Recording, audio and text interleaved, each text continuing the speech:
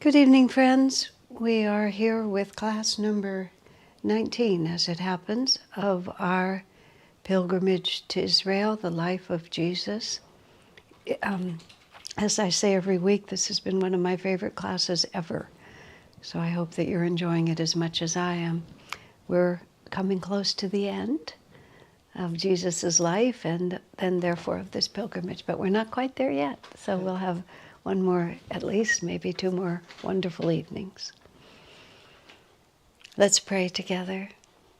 Heavenly Father, Divine Mother, friend, beloved God, Jesus Christ, Babaji Krishna, Lahiri Mahashaya, Swami Sri Yukteswar, beloved Master Paramhansa Yogananda, saints of all religions, dear friend and guide Swami Kriyananda, humbly we bow to you all.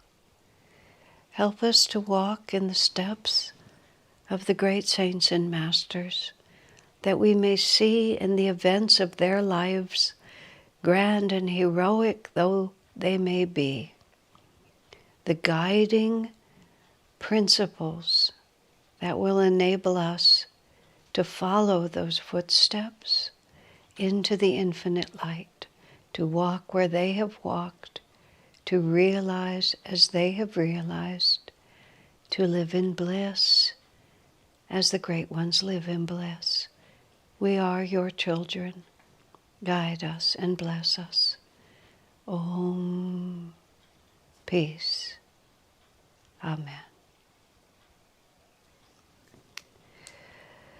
Before we start our journey for this evening, I'd like to listen to a song from the oratorio, When Human Hopes.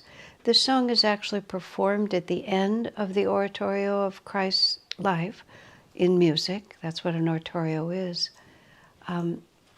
But it relates to an event that happened earlier, which was when Jesus appeared on the Mount of Transfiguration and revealed his true form to several of his disciples, Peter and John. We have listened to it in the chronological context of when that took place, but Swamiji also put it here in the oratorio because of the greatness of it. So now we are dealing with the resurrection of Christ, which is the true culmination of his life. So this magnificent song seems very appropriate for us to open this evening.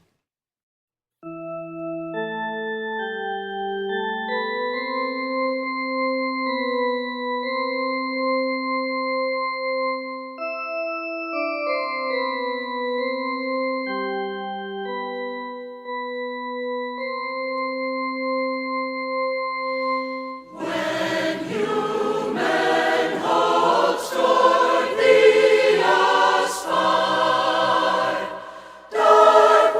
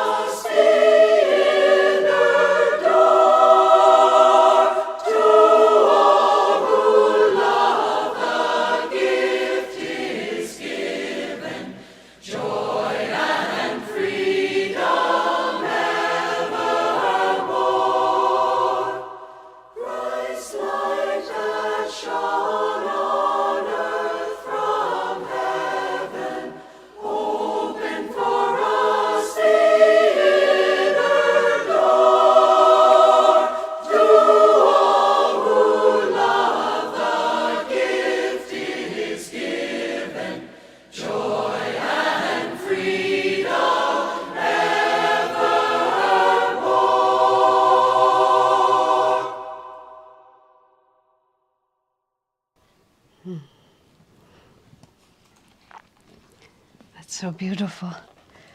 So, last week we read out of the Bible for several pages about Jesus' resurrection, and we got as far in the gospel sections to where Jesus had appeared to Mary Magdalene, and she and the other women ran back to tell the other disciples what had happened.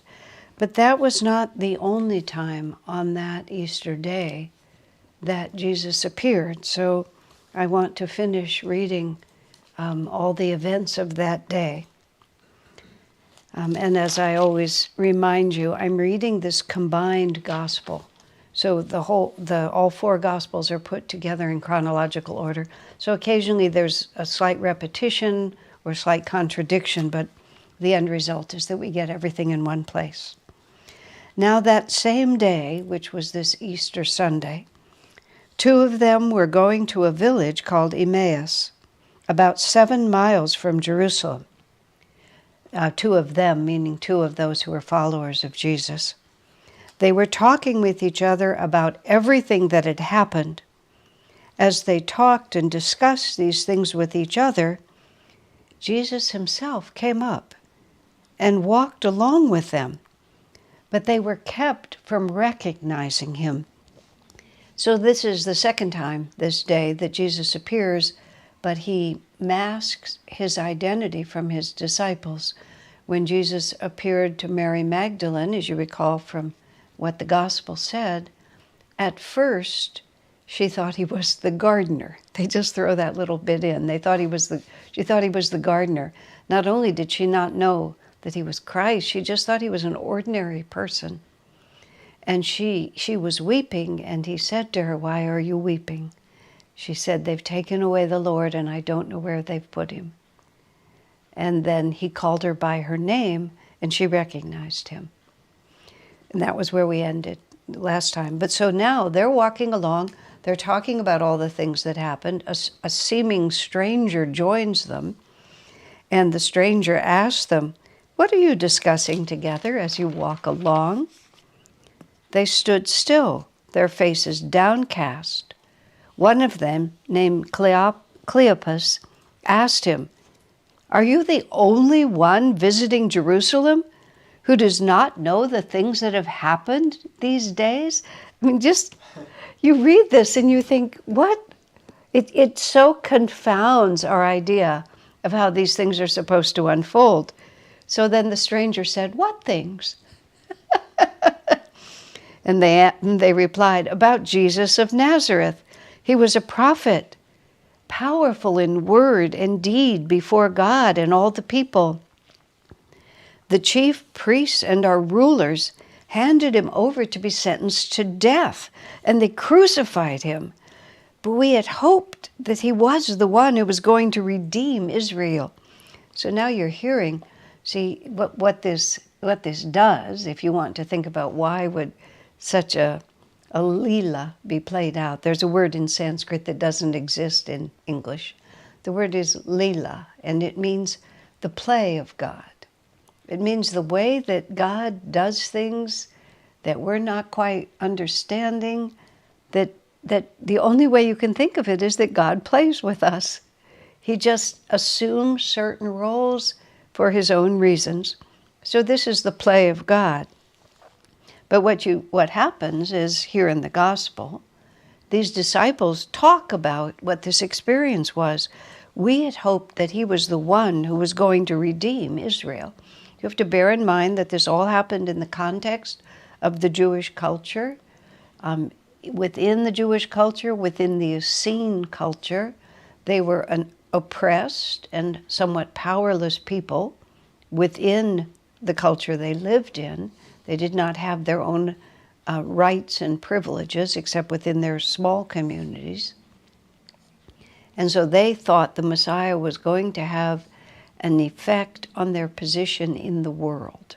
And this is like, it reflects back in a mirror what we all think. Oh, now that I'm a disciple, now that I'm following the ways of God, that now everything in the external world is going to cooperate with my desires, because after all, I'm on God's side now.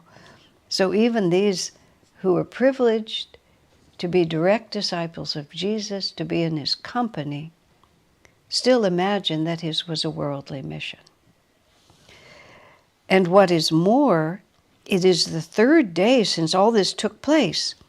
In addition, some of our women amazed us. They went to the tomb early this morning, but didn't find his body. They came and told us that they had seen a vision of angels who said Jesus was alive. Then some of our companions went to the tomb and found it just as the women had said, but they did not see Jesus. The stranger said to them, "How foolish you are, and how slow to believe all that the prophets have spoken. Did not the Messiah have to suffer these things and then enter his glory?" So now the stranger says, "Are you sure you've understood this correctly? And why is it that you're so agitated and you don't understand?" And then the stranger went on, beginning with Moses and all the prophets, the stranger explained to them what was said in all the scriptures concerning himself. So now Jesus is walking along explaining to them the mission of the Messiah and what it meant and why it was prophesied and why it was fulfilled by his death. As they approached the village to which they were going, Jesus continued on as if he were going further. But they urged him strongly, "Stay with us, for it is nearly evening, the day is almost over." So he went into the village to stay with them. When he was at the table with them, he took bread, gave thanks, broke it, and began to give it to them. And this, of course, is what Jesus did at the Last Supper. He picked up bread and he broke it. "Do this in remembrance of me." And he passed the bread out to each of his disciples. So there, this stranger whom they haven't recognized, who they've walked 7 miles with, and they've done nothing but talk about the Messiah. He's sitting at the dinner table. He breaks the bread. He hands the bread to them. And then their eyes opened and they recognized him. And in the moment that they recognized him, he disappeared from sight. Oh my. They asked each other, "Were not our hearts burning within us while he talked with us on the road and opened the scriptures to us?" So they now, because the Messiah has done this for them, the veil has fallen off of their understanding, and they realize that even as they walked together, there was a spirit among them that was unique. The masters have this capacity to be recognized or not to be recognized. It comes up often in Autobiography of a Yogi with Babaji.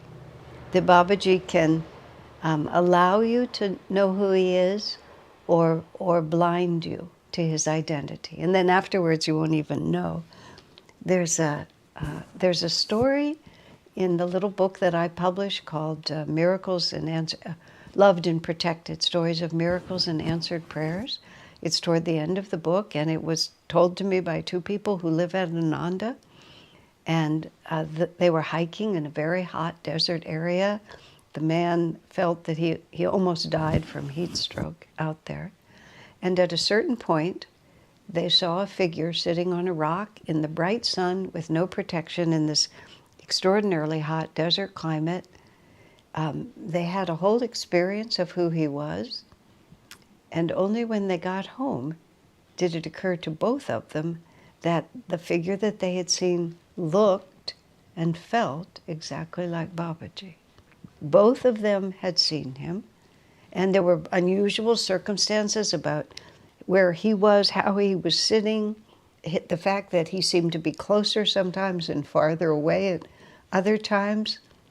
And then, as soon as they turned away, they forgot that they had seen him until they got home. And then they both remembered, and then they both felt that it had been a vision of Babaji. I mean, they just presented it with veracity as their own shared experience. It's a remarkable story, certainly. And in autobiography, there's a number of stories in which even Sri Yukteswar doesn't know at first who Babaji is, because the saints can do this. So for his own reasons, this is how Jesus behaved with these disciples. So the two disciples got up and returned at once to Jerusalem. There, on the evening of that first day of the week, when the disciples were together with the doors locked for fear of the priests, they found the 11 disciples, and there with them assembled together and saying, and the two men now are testifying, "It is true, the Lord has risen and has appeared to Peter." This is what the disciples are saying to each other. In the commentary on these Gospels, it says, it's never described in the Bible when Peter appeared to Jesus. We know that Peter appeared to Mary Magdalene. That Jesus appeared to Mary Magdalene and that Jesus appeared to these two disciples. But when the disciples are gathered together in a locked room for fear that they would be the next to be arrested, they're saying to each other, "The Lord has risen and has appeared to Peter," Simon Peter, they called him. So we don't know when or how that happened, but the disciples are now saying it. So he not only appeared to the women, but he also appeared to Peter. Then the two disciples who had been walking with Jesus but didn't know it, told what had happened on the way and how Jesus was recognized by them when he broke the bread. So Swamiji makes a point here about how, this has been a remarkable series of days. Jesus arrested, is crucified, dies, is placed in the tomb. The next morning, the tomb is empty. He appears to several of the disciples. Several of them can now say, "Jesus has appeared to me," but they still don't know what has happened, why this is going on, what the result of all this is. But Master and Swami, they make a point of the fact that the disciples gathered together.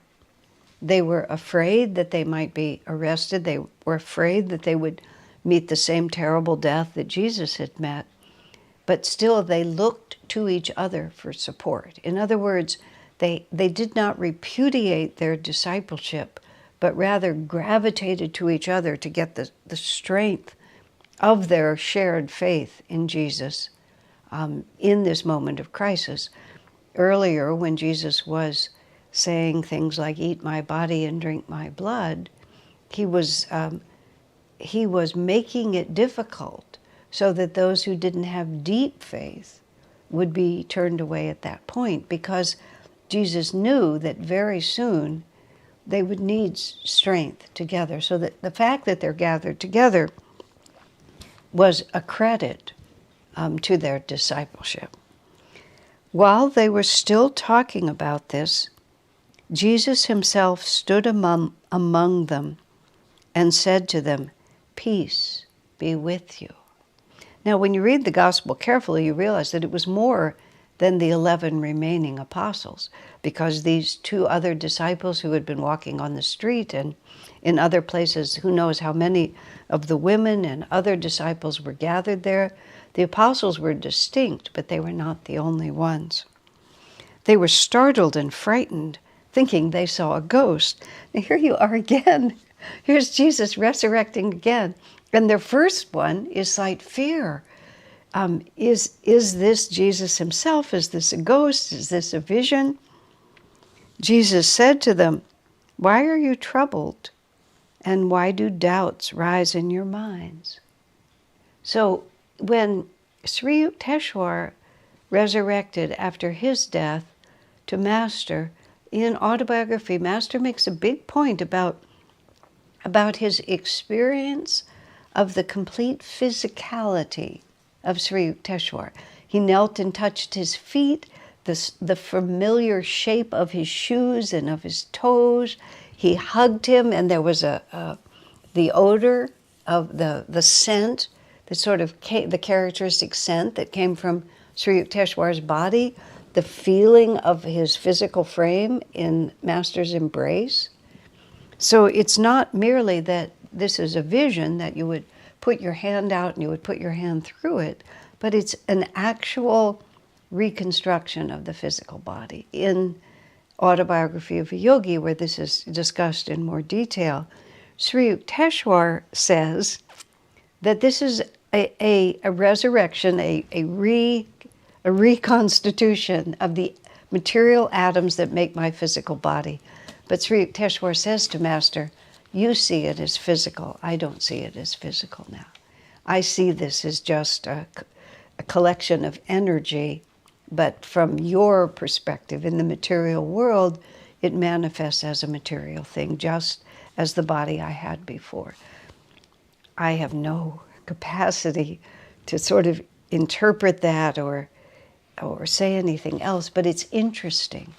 It's interesting. And here with Jesus, are they seeing a ghost? He said, why are you troubled? Why do doubts arise in your mind? Look at my hands and my feet. It is myself. Touch me and see if a ghost does not have flesh and bones. Touch me and see. A ghost does not have flesh and bones, as you see I have. So we don't have as complete a reaction as Master gave us, the disciples' point of view, but we do have the experience. When he had said this, he showed them his hands and feet. And while they still did not believe it, because of joy and amazement, he asked them, do you have anything here to eat?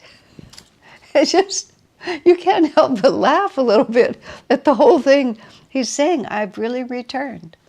You watched me die. You watched my lifeless body be placed in the tomb. And here it is. My body has been resurrected. Death absolutely did not touch me. This is the third morning after he was placed in the tomb, and they all saw him. They all know that he's there. So then to just show how completely he's returned, he says, do you have something here to eat?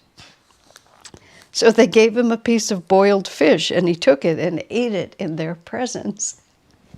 I mean, they themselves must have just afterwards just marveled at how he wanted them to know that he had transcended this world in every respect, and he could play with it like anyone would just play with a stone. He said to them, this is what I told you while I was still with you. Everything must be fulfilled that is written about me in the law of Moses, the prophets, and the Psalms. This is what Jesus said over and over again. I came to fulfill the prophets, not to contradict the scriptures, but to fulfill them. So again and again he's emphasizing. This is also because, you see, he was relating to the reality of his disciples, who were deeply steeped in this tradition of studying the scriptures, of this believing the prophecies. He talked to them that way because that was their orientation. Every master, every avatar brings the exact same state of consciousness, but they adjust the way they express the same truth to meet the needs of the time and, above all, the needs of their disciples. So what would enhance the confidence of their disciples was for him to constantly verify that you have spent your life, generations, studying these scriptures and interpreting these scriptures, and see, you are very familiar with this as the proof of the coming of the Messiah. So let me remind you. So he did. Again, Jesus said, and now we're slightly repeating, now we're in the book of John. Again, Jesus said, peace be with you. As the Father has sent me, I am sending you. And with that, he breathed on them and said, receive the Holy Spirit. So now we're hearing from John about how Jesus gave them power in that moment. He didn't only appear before them, but he breathed on them. Now, it's not his actual physical breath that had the power, but it's the breath of life. And also, you have to think somewhat esoterically when Master said that Jesus taught them Kriya or something very much like it. And Kriya is the esoteric meditation technique that uses the breath to access the Kundalini, the deepest life force. So when John says, and he breathed on them and said, receive the Holy Spirit, then he's giving them much more than breath, physical breath. He's giving them the life force of Christ consciousness above all. Receive the Holy Spirit. If you forgive anyone's sins, their sins are forgiven. If you do not forgive them, they are not forgiven. When the Bible talks about sin, they're talking about karma. They're talking about vrittis in the spine. They're talking about unlearned lessons. And they're talking about the grace of God through his enlightened children to dissolve our karma, to take the karma upon themselves, or to dissolve it by their grace so that we become free. Later in other places, Master explains that on the day of Pentecost, which was 50 days after Easter morning, Jesus appeared, and that was when the greatest power of the Spirit was put into his disciples. And Master said that by the sacrifice of his physical body, Jesus worked out a lot of karma of his disciples. And then because that karma had been worked out, he was able to give them more than he'd been able to give them before. In the story of Lahiri Mahashaya and his wife, when you read the recollections of Kashimoni, who was Lahiri Mahashaya's wife, and she talks about how she lived with her husband for many years and did not know who he was. And then one remarkable night, she awoke to the presence of angels, and she had this extraordinary vision of her husband in light, and she fell at his feet and begged his forgiveness for treating him like an ordinary mortal when she could suddenly see that he was a divine being. And Lahiri Mahashaya said to his wife, over these many years, I have been silently working out your karma for you so that you would be able to receive from me as you are now able to receive. There was no dramatic event like crucifixion in the life of Lahiri Mahashaya, but Master said that was precisely what Jesus was doing. And this is where the Catholic dogma the dogma of all Christianity, that Jesus died for our sins, and because of his death on the cross, we are saved. Master said that that's partially true. By the sacrifice of that body, Jesus was able to work out the karma of his disciples at the time. But that crucifixion of that body, it was not the death of that body that paid it forward for all everlasting disciples, but the consciousness of Jesus without a body still had the capacity to work out the karma of his disciples. But not the body. Once the body was gone, that sacrifice was over. So now back to this locked room on this first day. Now Thomas, also, one of the 12 disciples, was not with the others when Jesus came. So the other disciples told him, we have seen the Lord. But he said to them, unless I see the nail marks in his hands, and put my fingers where the nails were, and put my hand into the wound in his side, I will not believe. And this is where he gets the appellation, doubting Thomas. All the disciples have seen, but Thomas wasn't there, and he says, I can't believe unless I see myself. Is this the strength of Thomas or his weakness? It's hard to say, but this is how the story is told. A week later, and see now we're going into, and we'll continue for a little ways here, Jesus actually continued to appear to his disciples for about 40 days. I mean, most people know about Mary Magdalene, who have a superficial, a passing knowledge of Christianity, know about Mary Magdalene, and many know about the disciples in the locked room and Jesus appearing to them, and even this about, I'm going to say, a week later when Jesus came back when Thomas was there. But there are actually many more appearances. A week later, his disciples were in the house again, so the disciples are still holding fast to their commitment to each other and their commitment to Christ. And Thomas was with them this time.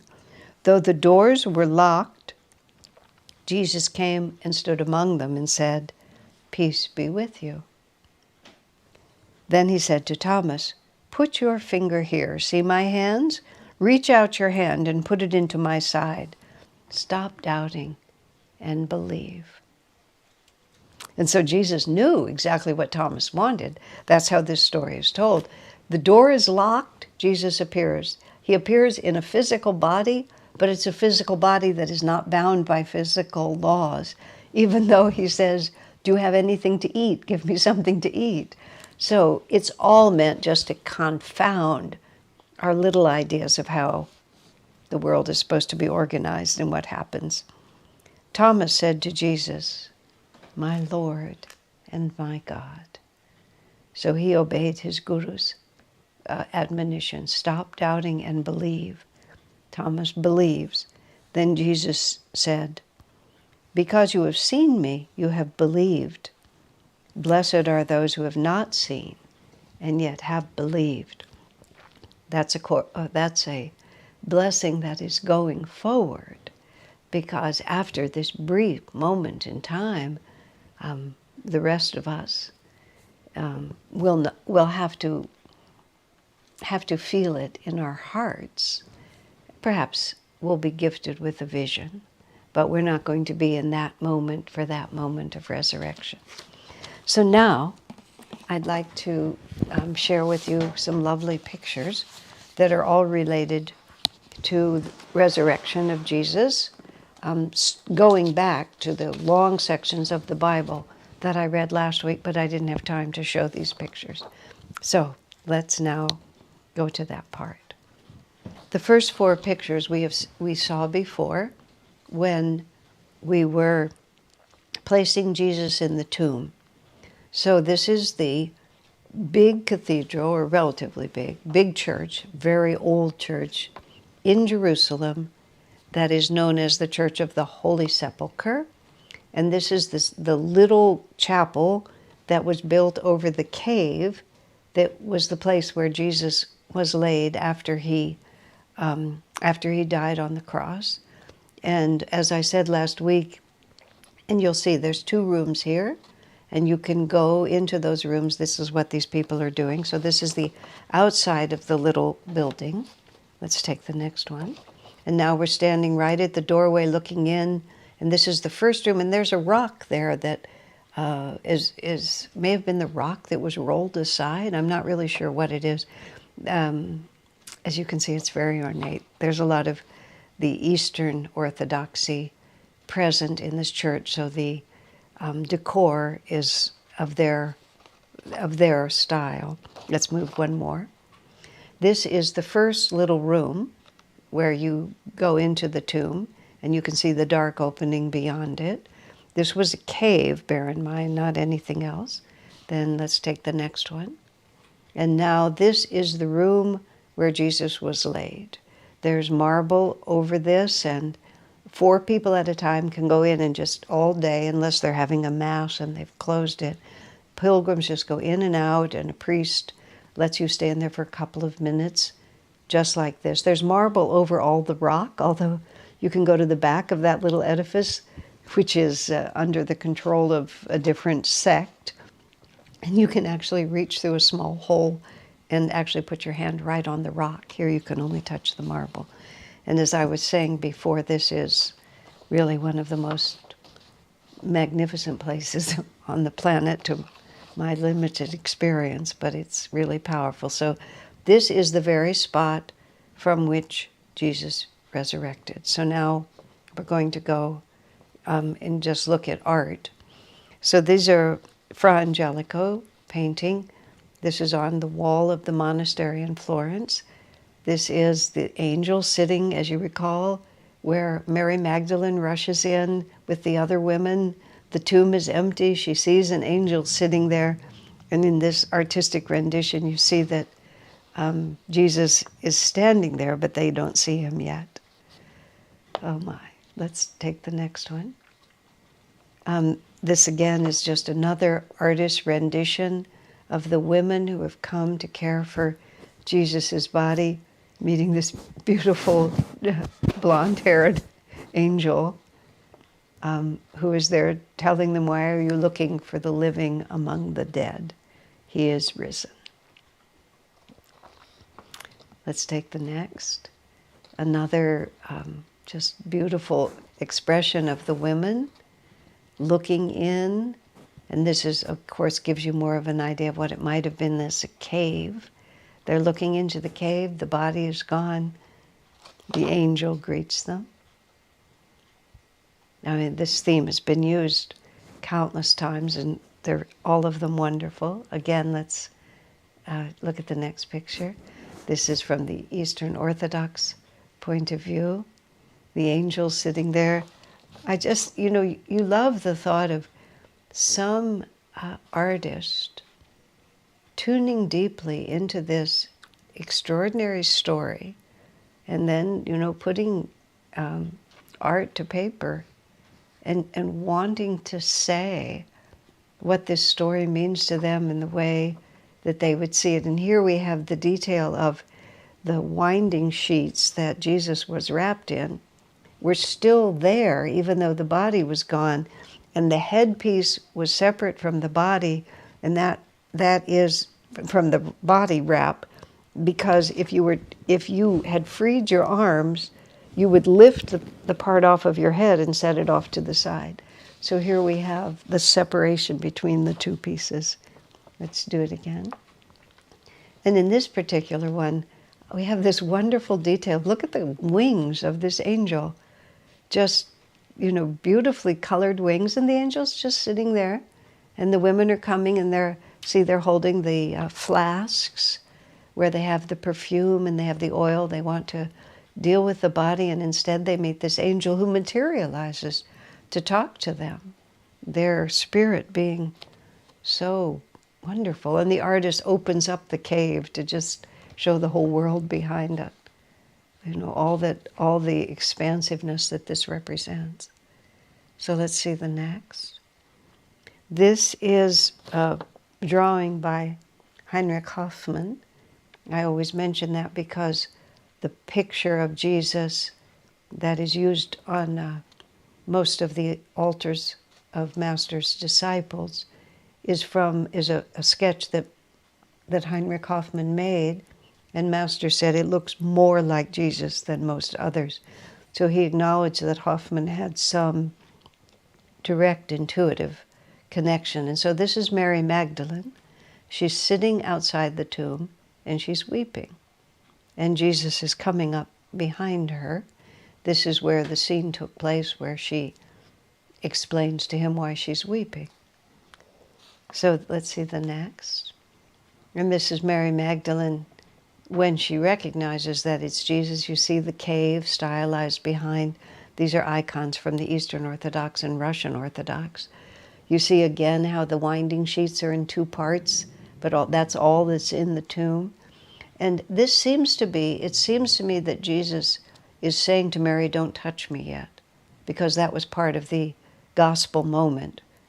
Master explains that. He says, I'm not yet risen.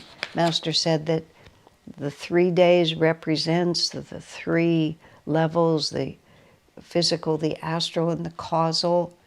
I'm only repeating because I don't have any direct understanding. But you have just that little touch where Jesus' hand is out. See, Mary's reaching for him and he's putting his hand out. So this must be that moment in the story. So let's see the next picture. And now we have a very Western picture where Mary is lavish in her costume and Christ looks very Western. And once again, it's the same scene, though. She's reaching for him. He's cautioning her, don't touch me yet. His face is, there's something about this also that's so beautiful. And just think again, an artist, there was nothing. There was just a blank piece, the gospel account, and then the artist felt it so deeply. It takes a long time to paint like that, and he had to keeping every element of it as close as he could to be a representation not merely of a man and a woman, but of an avatar and his devoted disciple. Let's see the next picture. And this is Fra Angelico again. And here's Mary reaching for Jesus. The same separation between them. Just the same sweetness. Now we move to where Jesus appears to his disciples. So the door is closed behind him, and all of a sudden Jesus is there. You see, and there's 11. That one normally thinks of that event as just being the 11 apostles, but when you read the account more carefully in the gospel, you realize that there were a number of others, that these were not the only disciples. And it talks about the women and others being there. But here, in the way they've sort of all drawn back a little bit because they were amazed and they weren't quite sure whether he was a ghost or not. And he's holding his hand up in that mudra, which he often has, meaning peace be unto you. Let's see the next one. Here, Fra Angelico has taken that same setting, but he's put it at the tomb as if Jesus is walking out of the tomb and all the disciples are coming to meet him. And in the corner you see the devil is disappearing off to the left there. There you go. There's and this is just historical trivia that I happen to have read because somebody gave me a book called The Story of Blue, because as a Nayaswami I wear blue all the time, we all do. And it was this incredibly interesting story about how blue used to be a very expensive color to make as a dye, but then they discovered something and they were able to do it easier. The details escape me. But the guilds at that period of time, each guild had a separate color. And the red guild was the most powerful guild, and that's why the royalty wore red and so on like that. And then blue started in. So there was a lot of dispute between the red guild and these upstart blue guild dye people. And the devil had been painted blue for a long time, so the blue guild had a hard time getting traction. And then at some point in all of that, some artist, and I don't know which one, put the Virgin Mary in blue. And once the Virgin Mary was in blue, then blue became a very desirable color for everyone to wear. It's just amazing how these things happen. But here the devil is blue, whereas we usually think of the devil as being red. I'll be all mixed up historically, but it's just the way the human and the divine played. What I love about this one is look how the disciples are rushing to meet him. You just sort of see a whole horde of auras just rushing to meet Jesus, and you see Jesus reaching out and rushing to meet them. So let's see the next picture.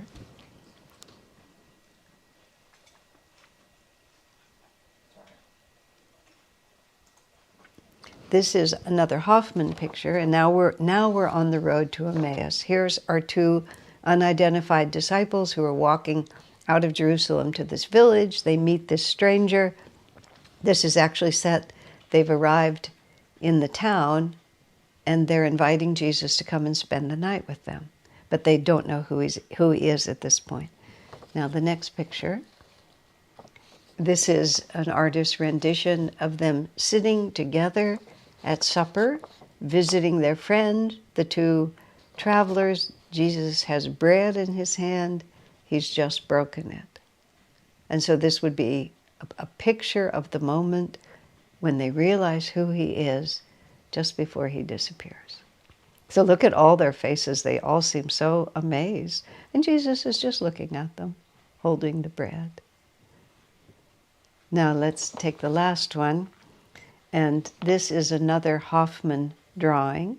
And this is, again, an artist's rendition of Jesus simply walking out of the cave. And what you have there, which is only Hoffman's imagination, which is to say it's not written in the gospel this way, because what you have is the Roman guards who were there to keep the body from being stolen because of the fear that the disciples would steal the body and then claim he was resurrected.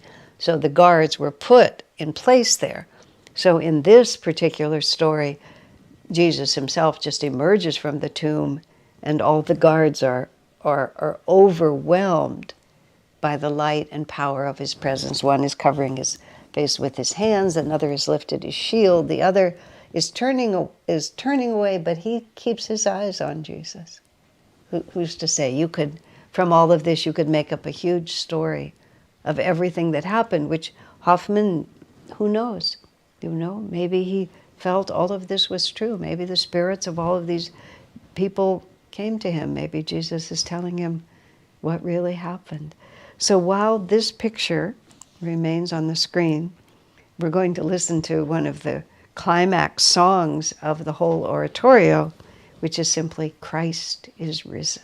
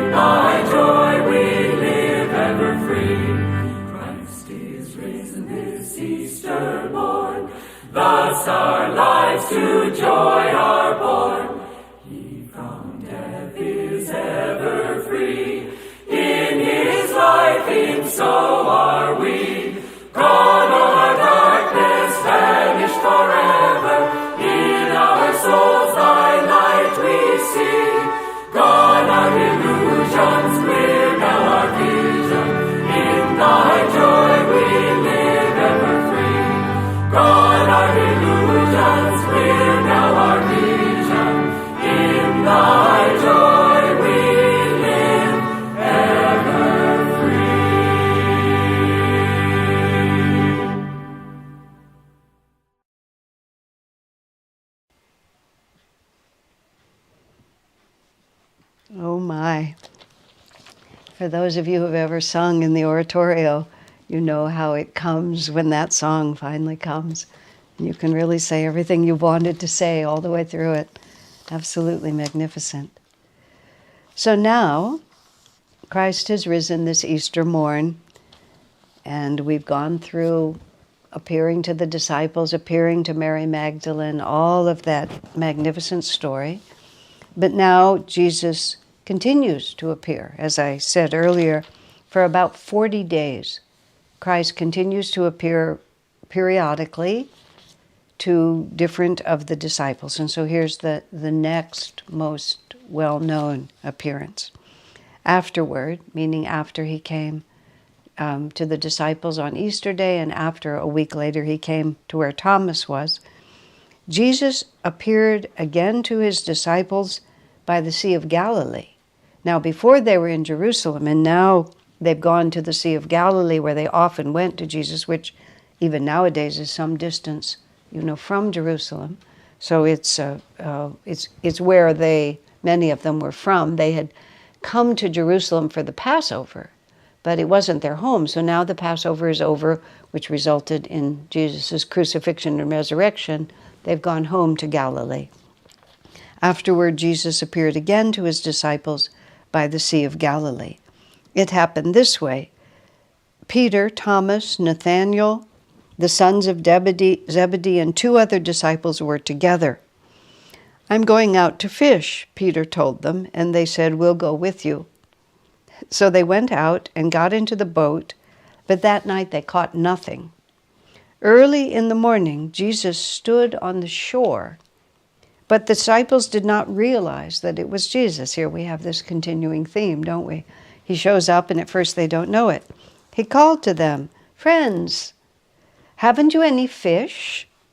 "No," they answered. He said, "Throw your net out on the right side of the boat, and you will find some." When they did, they were unable to haul the net in because of the large number of fish. So they'd been fishing all night, had caught nothing. A total stranger from the beach says, "Throw your net out." They throw their net out. Suddenly it's so full of fish they can't even lift it. Then the disciple whom Jesus loved said to Peter, this is from the book of John, and this is how John always calls himself. He defines himself by Jesus' love for him, which is really in itself extraordinary. Then the disciple whom Jesus loved said to Peter, "It is the Lord." As soon as Peter heard him say, "It is the Lord," Peter wrapped his outer garment around him, for he had taken it off, and jumped into the water. Peter just couldn't even wait for the boat to get in. He just dove over the side. They were not far from shore and began to swim and walk through the water. The other disciples followed in the boat, towing the net full of fish, for they were not far from shore, about 100 yards. When they landed, they saw a fire of burning coals there. With fish on it and some bread. Jesus said to them, "Bring some of the fish you have just caught." So Peter climbed back into the boat and dragged the net ashore. It was full of large fish. And I love this in the Bible. Who knows why? 153 fish in the net. But even with so many, the net was not torn. Jesus said, "Come here and have breakfast." None of the disciples dared ask him, "Who are you?" They knew it was the Lord. Jesus came, took the bread, and gave it to them, and did the same with the fish. This means Jesus was cooking. He was cooking on the rock, and on the rock was a fire of burning coals. He added fish to it. He broke the bread. He cooked the fish. He gave it to the disciples. In other words, he participated with them just as he had when he had been alive. Once again, he's just showing them there is no difference between the way I was then and the way I am now. This was now the 3rd time Jesus appeared to his disciples after he was raised from the dead. When they had finished eating, Jesus said to Peter, "Peter, son of John, do you love me more than these?" Now, and "Yes, Lord," he said, "you know that I love you." Jesus said, "Feed my lambs." Again Jesus said, he calls him Simon, but Simon Peter, son of John, "Do you love me?" And Peter answered, "Yes, Lord, you know that I love you." Jesus said, "Take care of my sheep." The 3rd time he said to him, "Simon, son of John, do you love me?" Peter was hurt because Jesus asked him the 3rd time, "Do you love me?" Peter said, "Lord, you know all things. You know that I love you." Jesus said, "Feed my sheep." Now, of course, if you look back in the gospel, you realize that at the night of the Last Supper, when Jesus was saying that he was going where they couldn't follow, and with great exuberance, Peter said, "There's no place you're going that I can't follow. I will go wherever you tell me to go." And Jesus said, "Really? Because before the cock crows at dawn, 3 times you will say that you don't even know me." And so you remember during that very dramatic night after Jesus was arrested, and Peter followed behind to where he was taken to the Sanhedrin and then taken to Pontius Pilate, 3 times during that night, people said, "Wait, aren't you one of his disciples?" And Peter said, "No, not me." So 3 times Peter denied that he knew Christ. So Christ comes now and 3 times said to Peter, "Do you love me?" So of course, it's so obvious. You have to think that whatever karma of doubt and fear Peter had expressed, Jesus is now taking it all back and bringing Peter completely back, into his heart. But it was Peter himself who needed to understand Christ had already known this was going to happen. And this story, feed my sheep, take care of my lambs, Jesus always called himself the shepherd of his flock. And so he's telling Peter, and because of this, many dogmas have been created, that Peter was the first pope and founded the church and all of these different things. However you want to take that is fine, but it's clear that Peter's getting his assignment. He's not being told, go to a cave and commune with me. He's being told to take responsibility for feeding my children with the news of this, of the coming of the Messiah and his saving power. Now Jesus says to Peter, "Very truly I tell you, when you were younger, you dressed yourself and went where you wanted.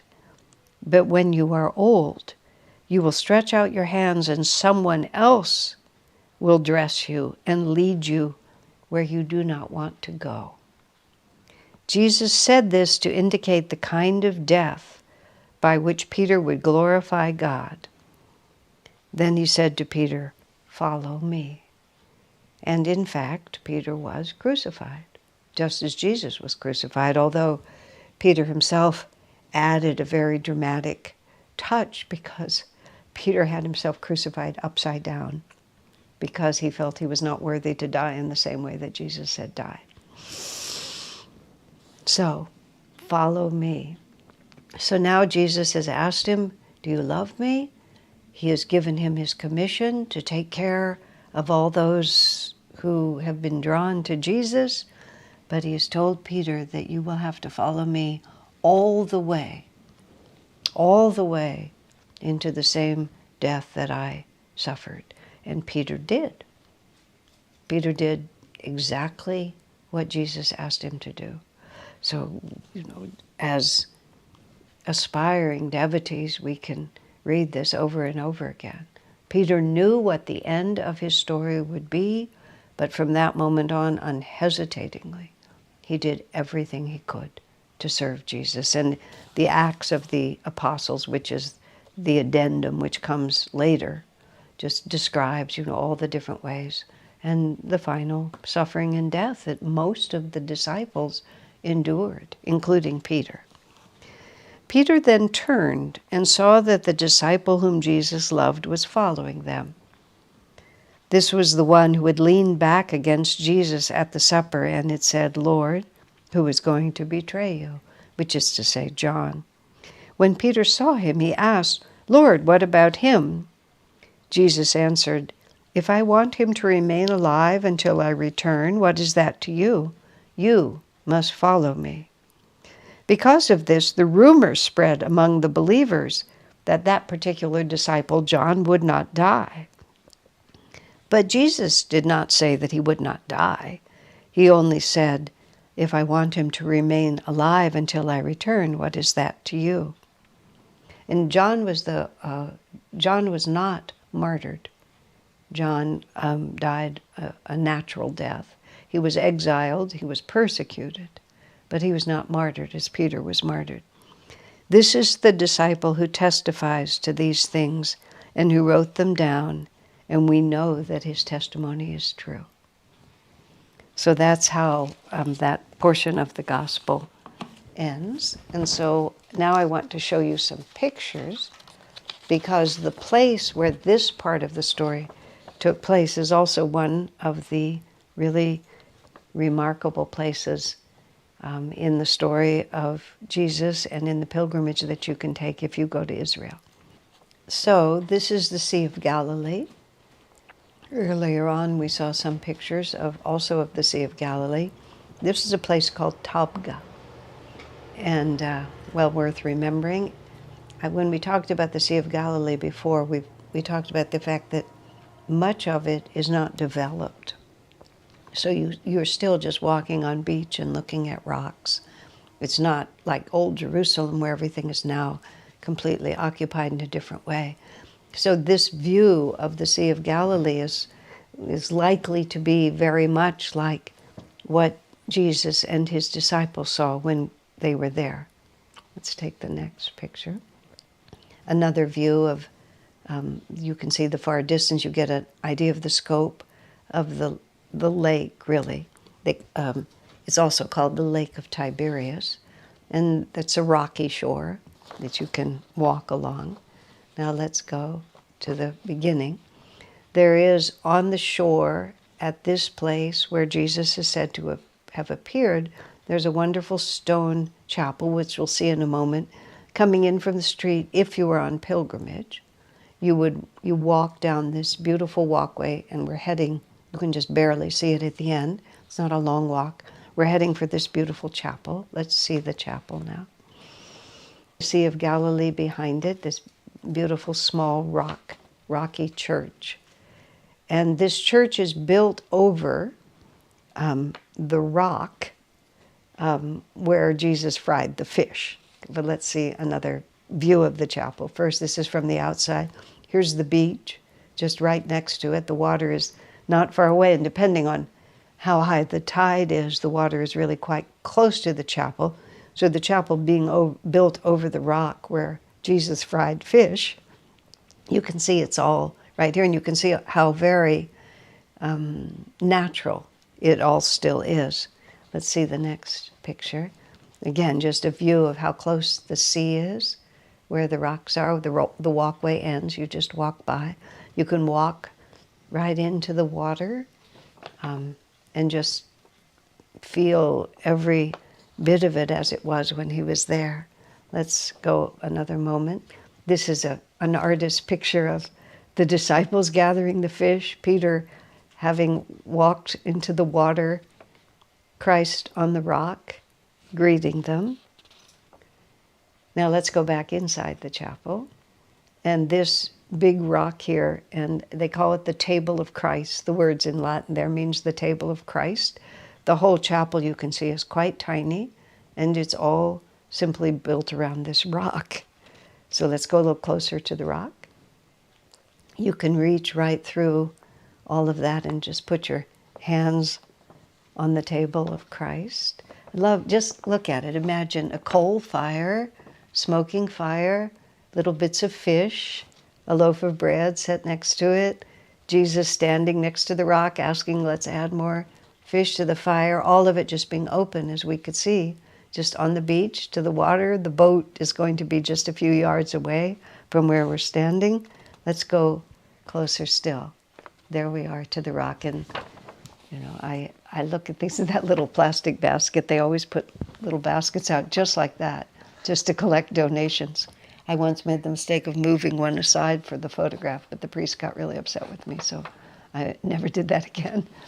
But you can just sit just right there. Put your hands, put your head right on the rock where Jesus was. Again, Master said, almost all the places, and I think this is one of them, are authentic, because Master could see it. This is where it really happened. So I'm going to end tonight's session a little bit earlier than I usually do, because I want to be able to give one more full class. And so this is a better ending point to be able to do that. So now, as we sit next to the table of Christ, being with the fishermen, being with Peter, having his fear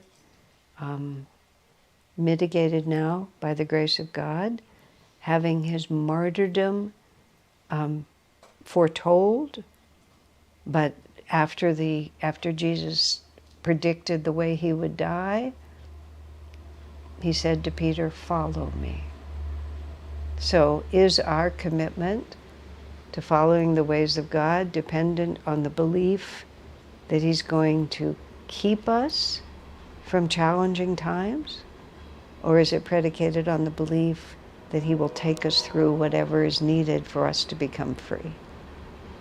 So with all that power and thought, we're going to listen to Swamiji chant Master's beautiful chant, "Do not dry the ocean of my love," as we pray next to this rock where Jesus appeared. And then when the chanting is done, this will be the end of our class today.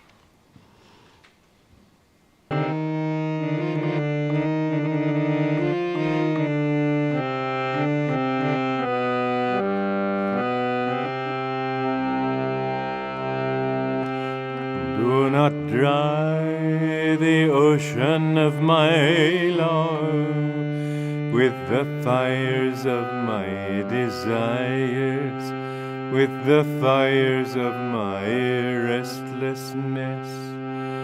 Do not dry the ocean of my love with the fires of my desires, with the fires of my restlessness. For thee I cry, for thee I weep, for thee I cry, for thee I weep. I'll cry no more, thou mine evermore.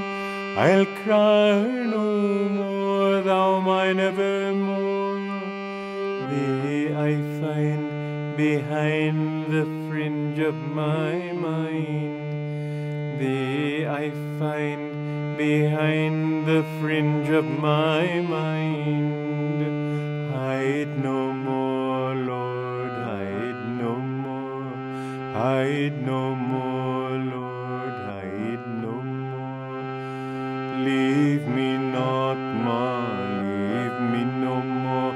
Leave me not, Ma, leave me no more.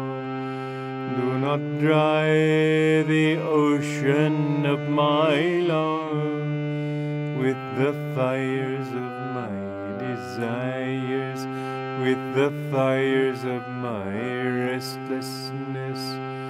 Do not dry the ocean of my love with the fires of my desires, with the fires of my restlessness. For thee I cry, for thee I weep, for thee I cry, for thee I weep. I'll cry no more, thou mine evermore. I'll cry no more, thou mine evermore. Thee I find behind the fringe of my love. Thee I find behind the fringe of my love. Hide no more, Lord, hide no more. Hide no more, Lord, hide no more. Leave me not, Ma, leave me not. Leave me not, Ma, leave me no more. Do not dry the ocean of my love with the fires of my desires, with the fires of my restlessness. For thee I weep, for thee I cry, for thee I weep, for thee I cry. I'll cry no more, thou mine evermore. I'll cry no more, thou mine evermore. Thee I find behind the fringe of my mind. Thee I find behind the fringe of my mind.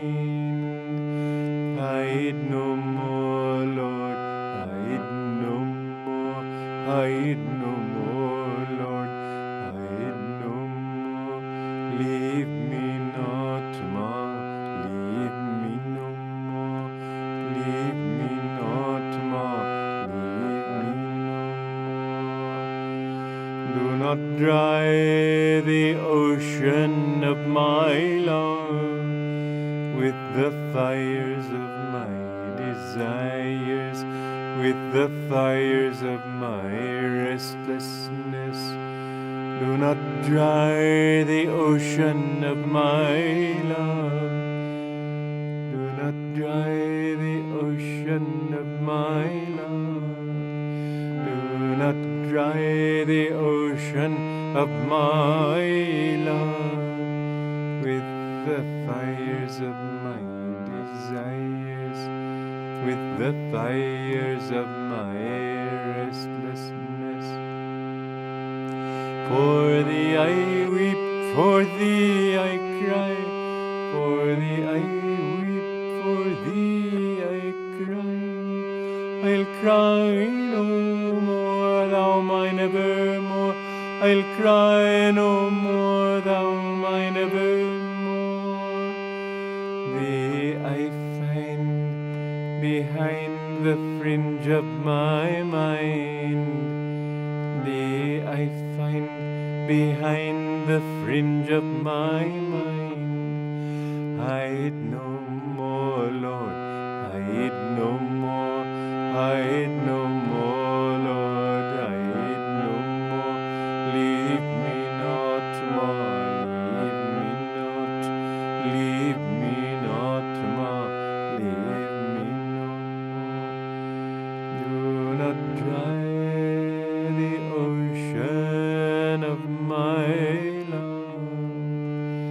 Do not dry the ocean of my love. Do not dry the ocean of my love. Do not dry the ocean of my love. Do not dry the ocean of my love. Do not dry the ocean of my love with the fires of my desires, with the fires of my restlessness. Do not dry the ocean of my love with the fires of my desires, with the fires of my restlessness. For thee I weep, for thee I cry, for thee I weep, for thee I cry. I'll cry no more, thou mine evermore. I'll cry no more, thou mine evermore. Thee I find behind the fringe of my mind. Thee I find behind the fringe of my mind. Thee I find behind the fringe of my mind.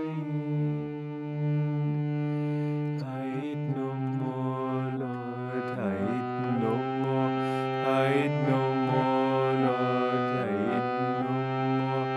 Leave me not more, leave me not, leave me not more, leave me not more, leave me not, leave me not more, leave me not. Do not dry the ocean of my love. Do not dry the ocean of my love. Do not dry the ocean of my love. Do not dry the ocean of my love with the fires of my desires, with the fires of my restlessness, with the fires of my desires, with the fires of my restlessness. For thee I weep, for thee I cry, for thee I weep, for thee I cry. I'll cry no more, thou mine evermore. I'll cry no more, thou mine evermore. Thee I find behind the fringe of my mind. Thee I find behind the fringe of my mind. Thee I find behind the fringe of my mind. Thee I find behind the fringe of my mind. Thee I find behind the fringe of my mind. Thee I find behind the fringe of my mind. Hide no more, Lord, hide no more. Hide no more, Lord, hide no more. Leave me not to my